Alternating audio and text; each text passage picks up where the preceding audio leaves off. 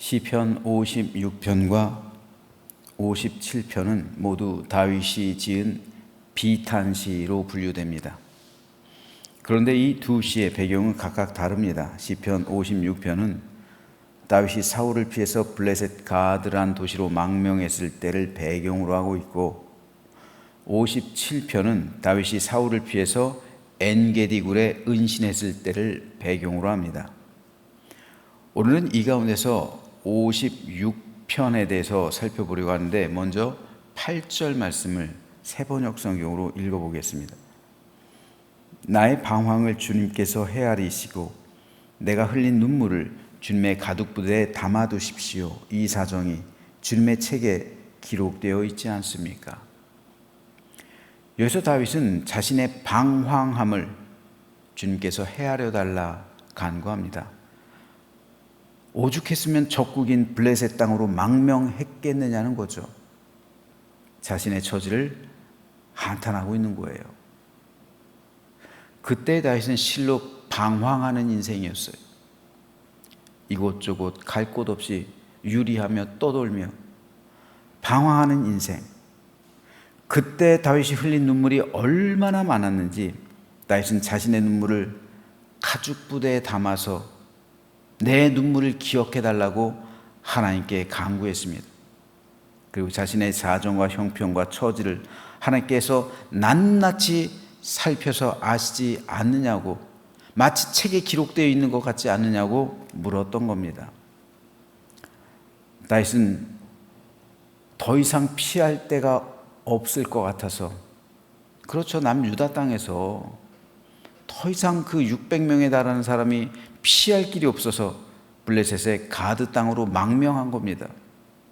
자신의 군대를 받아 달라고, 용병으로 써달라고 간 거예요, 쉽게 말해서.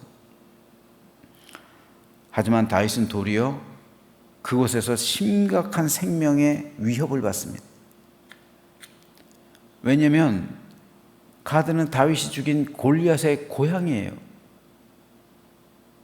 그곳에는 분명 골리앗의 친척들이 있었고 골리앗의 동료 장수들이 있었어요.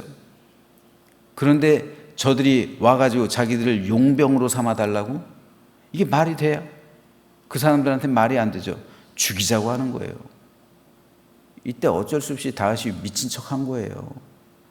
그래서 침 흘리면서, 그래서 우여곡절 끝에 벗어나긴 했는데, 그때 참담한 심정,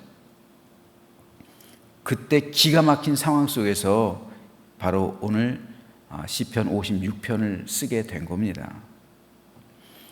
그래서 다윗은 나의 방황을 주님께서 헤아려 주십시오. 오죽하면 적국인 이 블레셋까지 왔겠습니까?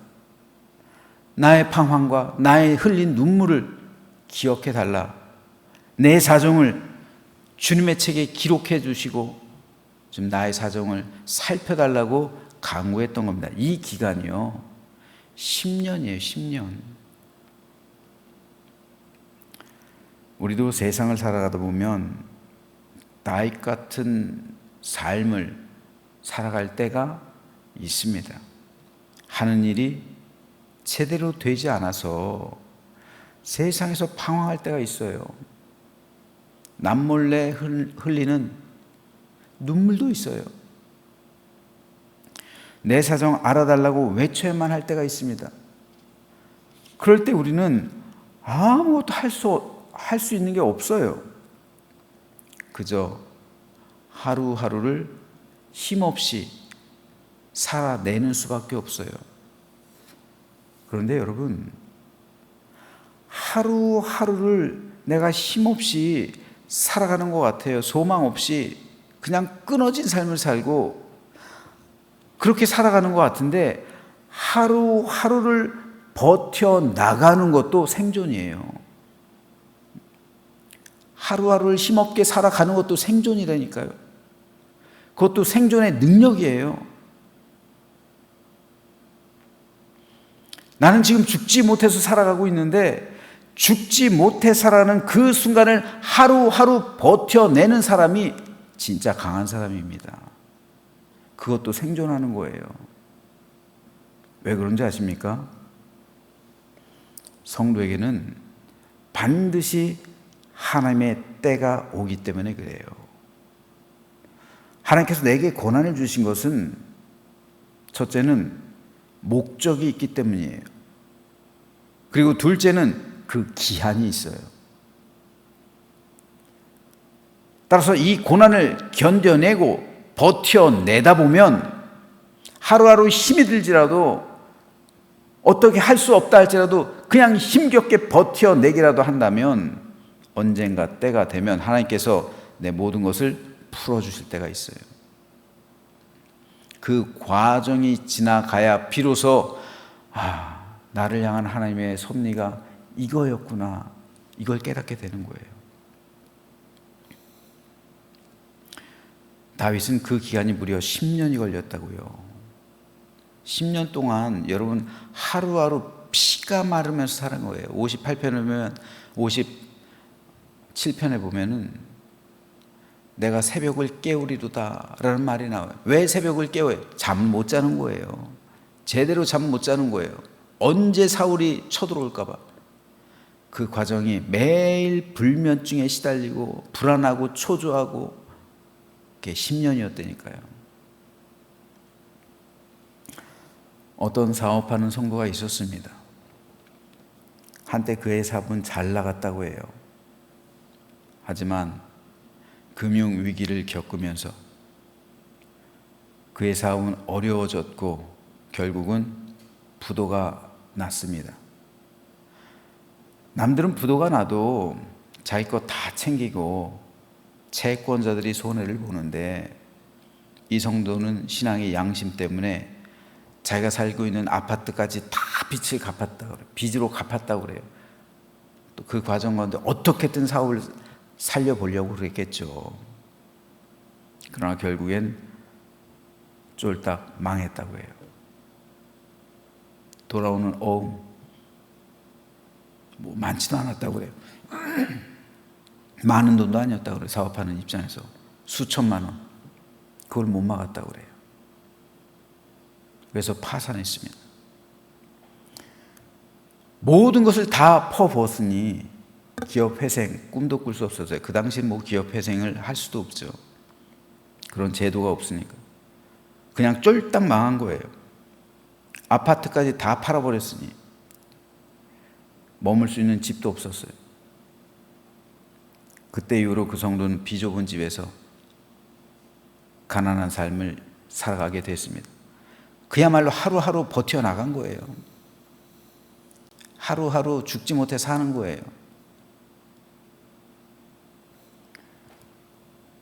재기를 할 수도 없는 상황이에요. 뭐 돈이 없으니 어떻게 재기를 해요? 그저 오늘 다윗의 고백처럼 나의 방황을 주님께서 헤아리시고 내가 흘린 눈물을 주님의 가죽 부대에 담아두십시오. 이 사정이 주님의 책에 기록되어 있지 않습니까? 라고 외칠 뿐 그냥 하루하루 버텨내는 거예요. 그런데 어느 날 갑자기 고향에서 부모님께 물려받은 땅이 있다라는 사실이 생각이 났대요. 옛날에는 거의 대부분의 부모님들이 장남한테 모든 재산을 그냥 다 물려주잖아요. 이 성도 역시 형이 대부분의 재산을 물려받았는데 그 중에서 야산에 있어서 쓸모없는 땅을 그 당시 옛날에 그냥 줬대요. 그래서 이 성도에게 있어서 그 땅은 잊혀진 땅이에요. 야산이니까.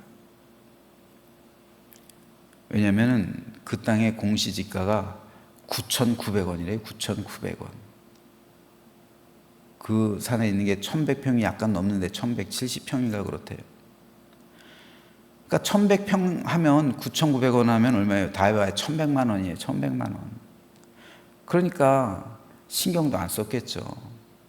그냥 고구마 농사 지으라고 해가지고 그냥 그렇게 했대요. 뭐 도저히 세 받을 것도 없고 1,100만 원이니까 그냥 잊고 산 거예요.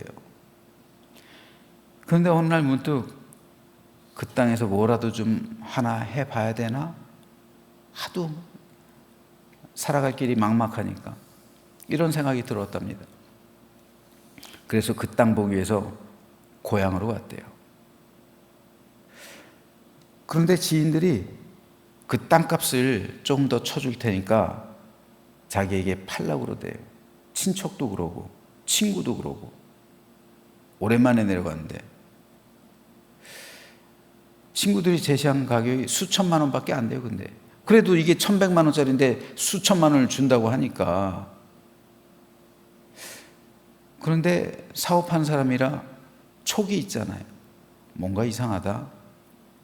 왜 한 사람도 아니고 몇 사람이 이렇게 달라붙어서 팔라고 그러지? 알아보기 시작했대요. 무슨 일이 있나? 그랬더니 그 지역에 대규모 산업단지와 아파트가 들어온대요. 그 소식을 알게 됐어요. 중간에 기차역도 생긴대요. 봤더니 그 땅이 중심지에 있는 거예요. 그래서 그 성도가 땅값을 문의했더니 1,100만 원짜리였던 땅이 수십억짜리가 된 거예요. 그 성도는 앞으로 이 지역에 사람들이 대규모로 이제 유입될 거다 라는 판단이 들어서 그 땅을 활용해서 사업을 하기로 결정했습니다. 그래서 그 땅을 담보로 대출받아서 큰 브런치 카페를 차렸어요. 사진을 보죠. 아브니르라는 이 카페입니다. 넓은 지역에 넓은 땅 위에 1,100평이니까 뭐 땅은 넓죠. 다음 사진 이렇게 지어놨어요.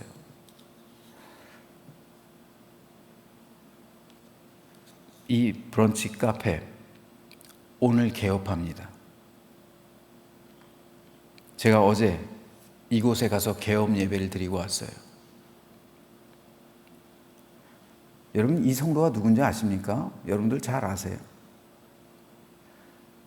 우리 교회 다녔던 강병환 권사님이에요. 반찬 가게 하셨던 그 권사님, 이희로 권사님이요. 고향 청주로 내려가셔서 이렇게 우리 교회 떠나신 지 한 1년 돼요. 이런 좋은 소식을 알려왔어요. 그래서 제가 어제 가서 예배드리고 이야기를 함께 나누면서 하나님의 섭리는 참 모릅니다. 모르는 거죠. 지금 이 땅값이 더 올랐대요. 한 평에 거짓 1,000만 원 육박한대요. 9,900원짜리였던 땅이요. 100억이에요. 100억. 그래서 제가 말씀드렸어요. 그동안 잘 참으셨습니다. 잘 버티셨습니다. 이제 마음껏 하나님의 축복을 누리십시오. 여러분 꼭 기억하시기 바랍니다. 하나님께서 주시는 고난에는 첫 번째로 목적이 있고 두 번째로 기한이 있어요. 나를 향한 하나님의 목적이 이루어지고 기한이 차서 하나님의 때가 되면 나의 모든 것이 풀리는 겁니다. 오늘 본문에서의 다윗은 10년이란 기간을 버텨냈어요. 이런 말이 있잖아요. 강한 사람이 버티는 것이 아니라 버텨내는 사람이 강한 사람이라고요. 하루하루를 버텨내십시오. 힘들더라도 하루하루 이겨내십시오. 다윗처럼 하루하루 버텨내세요. 이겨내십시오. 살 수 없는 소망 끊어졌다고요? 네, 그래도 버텨내세요. 힘에 겨워도 하루하루 아무 힘이 없어도 힘이 없으면 힘이 없는 대로 하루하루 버텨내십시오. 때가 되면 하나님께서 풀어주실 때가 있어요. 그리고 그 인생의 끝자락에서 볼 때, 야, 이래서 내가 고난을 당했구나. 채색 옷이 벗겨진 요셉이요, 구덩이에 빠졌잖아요. 몰랐어요 그때는. 이 요셉도 13년이잖아요. 13년이라는 세월 동안 얼마나 많은 고난이 있어요. 감옥에도 가잖아요. 파란만장한 인생. 결국 총리가 되잖아요. 하나님의 때가 있다고요. 고난에는 목적이 있고 기한이 있어요. 그러므로 내 삶이 지금 뜻대로 되지 않고 어렵고 힘들고 고난과 역경 가운데 있다 할지라도 버텨내십시오. 하루하루 버티면서 힘이 없다 할지라도 조금만 더 기다리십시오. 때가 되면, 하나님의 때가 되면 하나님께서 모든 문제를 풀어주시고, 그리고 하나님의 선하신 뜻을, 그래서 그 섭리를 우리에게 보여주실 때가 있어요. 그때 우리는 비로소 나를 향한 하나님의 뜻이 이거였구나 깨닫게 되는 겁니다. 바라기는 저와 여러분 모두 나를 향한 하나님의 선하신 뜻이 온전히 이루어져서 크고 풍성한 하나님의 은혜 가운데 하루하루 살아가는, 하루하루 버텨내고 하루하루 이겨나가는 승리하는 믿음이 되기를 주님의 이름으로 축원합니다.